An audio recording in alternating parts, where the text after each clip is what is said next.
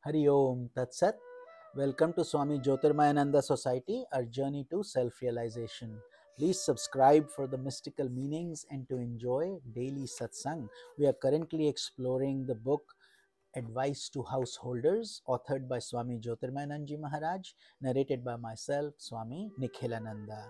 We are currently on the chapter of actually today we'll be starting a new satsang, new chapter, the spiritual value of conflict.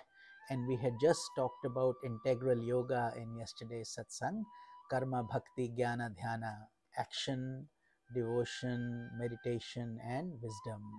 So today we will pick a very important topic, conflicts, and how to avoid conflicts. What is the spiritual significance? As we know, conflicts abound everywhere in human life.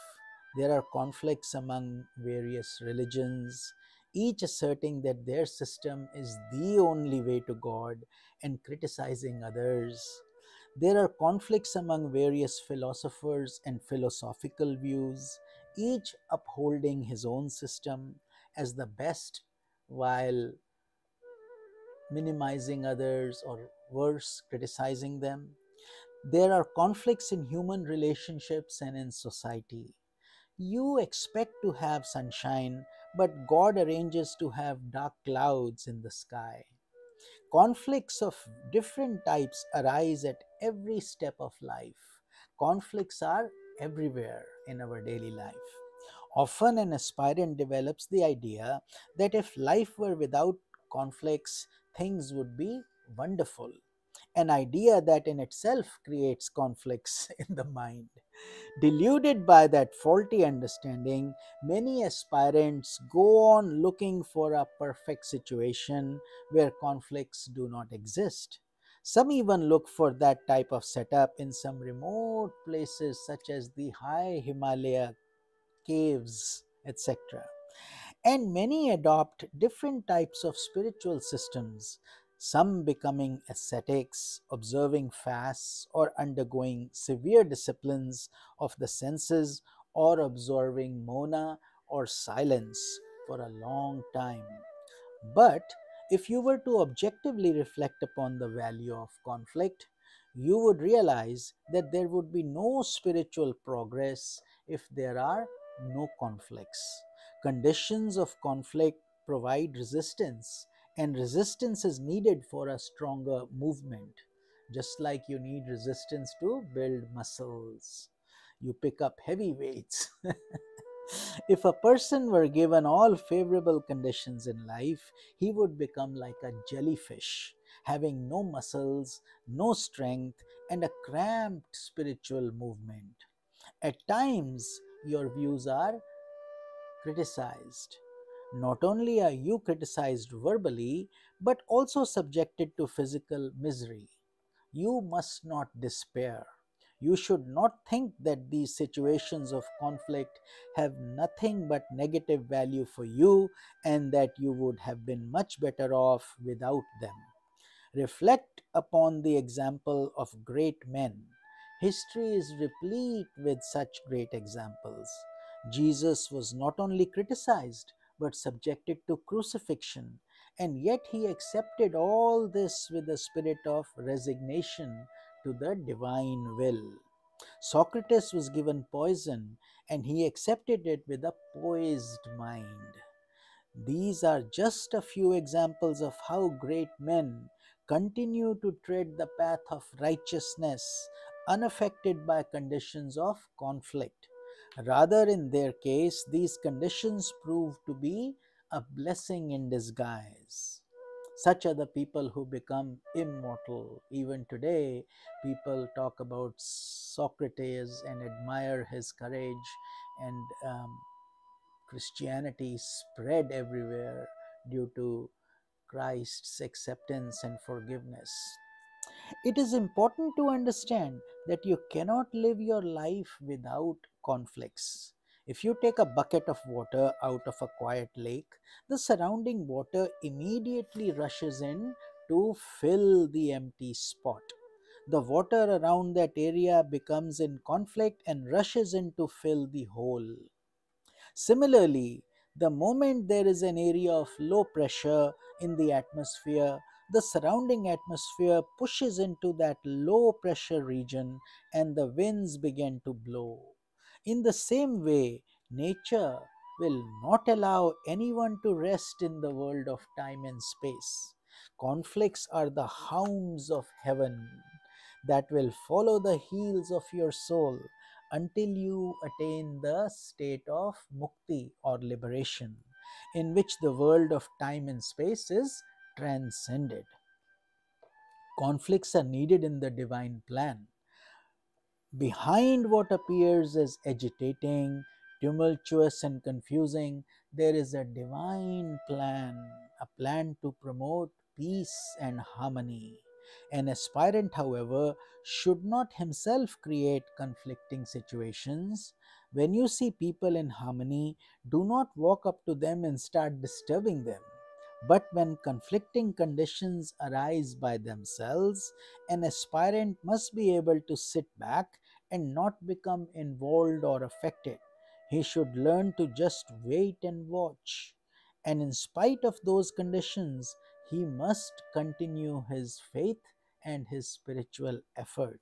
Sometimes it may seem that he cannot do as much sadhana or spiritual practice as he would have if there were no disturbing conditions.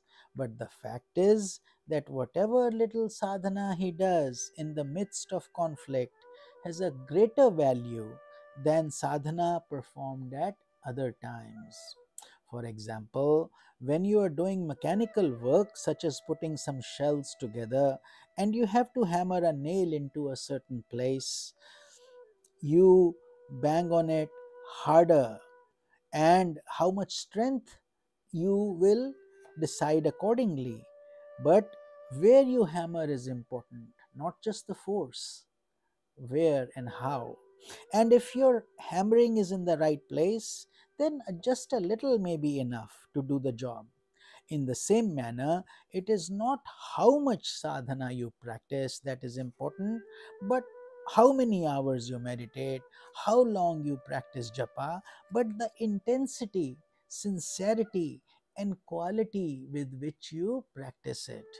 So, even in adverse situations, whatever sadhana you are able to do has a great value.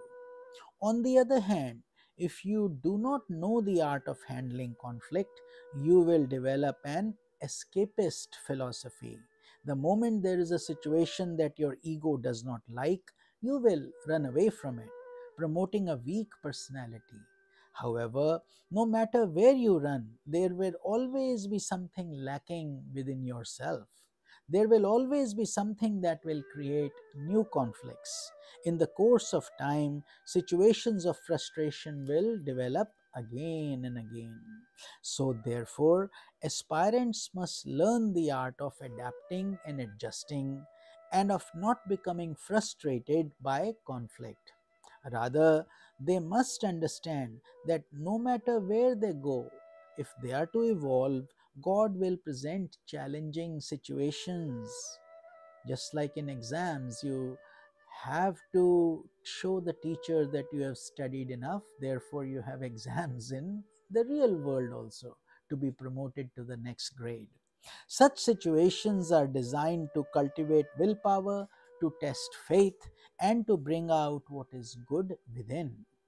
As aspirants' movement is much like winnowing grain. When farmers collect grain, the technique adopted in separating the husk from the grain is to pour the grain from one container into another. As the wind passes through the grain, the husk, because it's lighter, is blown away, leaving the pure grain. In the same manner, conditions of conflict are like the blowing winds. If you are pursuing the spiritual path with faith and patience, all the husks of sickness, weakness, and unwanted things in your life will be blown away, while all that is of value and importance will settle down within your heart. That is the purpose of conflict, and the same applies to society and from a broader point of view to the world. When there are clashes in ideologies, clashes in different political situations, and clashes of various types, people seem to live a life of turmoil. But notice how all these conflicting situations pass on, and things of greater value eventually dominate the minds of people. Therefore, there is a purpose behind conflicting situations in the world, in your life, and in your relationships. Out of conflicting thoughts and beliefs, there emerges the desired environment conducive to harmony and peace. As you develop insights into the philosophy of conflict, you understand that conflicting situations are giving you a test to your faith and understanding. Then you understand that these situations are providing a better opportunity for your spiritual growth, your evolution. With this insight, you begin to smile at conflicts, and you develop that type of mind which is not upset by conflicts. The idea that somewhere and someday you will find the most ideal situation will fade away from your mind. Rather, you will realize that here and now you have the best circumstances, the most ideal conditions. God has a perfect plan for you. Once your mind settles upon this type of understanding, you have gained a firm footing on the path of spiritual movement. Your movement will then be steady and definite. You are bound to succeed. But as long as there is an internal conflict or sense of dissatisfaction with the way things are, or the idea that somewhere else in the distant future you will find a better situation, then you cannot take advantage of all that is given to you by nature. Therefore, try to reflect upon the value of conflict and develop a mind that confronts conflict with a smile and spiritual vision. Hari Om Tat Sat.